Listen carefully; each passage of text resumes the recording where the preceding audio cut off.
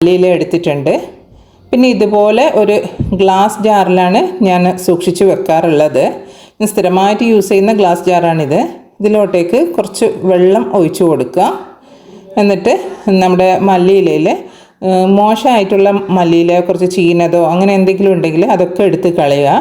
നല്ല ഫ്രഷ് ആയിട്ടുള്ള മല്ലിയില മാത്രം ഇതുപോലെ വേര് ഭാഗം താഴോട്ടേക്ക് വരുന്ന രീതിയിൽ അറേഞ്ച് ചെയ്യാം.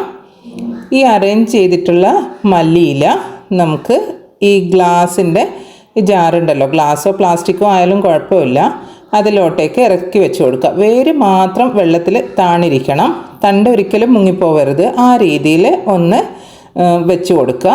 വെച്ചിട്ട് ഈ ബോട്ടിൽ ഇതേപോലെ എടുത്തിട്ട് നമുക്ക് ഫ്രിഡ്ജിൽ വെക്കാം. ഇത് 2-3 മാസത്തോളം ഒരു കേടും ഇല്ലാണ്ട് ഫ്രിഡ്ജിൽ ഇരുന്നോളും. അപ്പം നിങ്ങൾക്ക് ആവശ്യമുള്ളത് മാത്രം തണ്ട് മാത്രം എടുത്തിട്ട് നിങ്ങൾക്ക് യൂസ് ചെയ്യാൻ പറ്റും.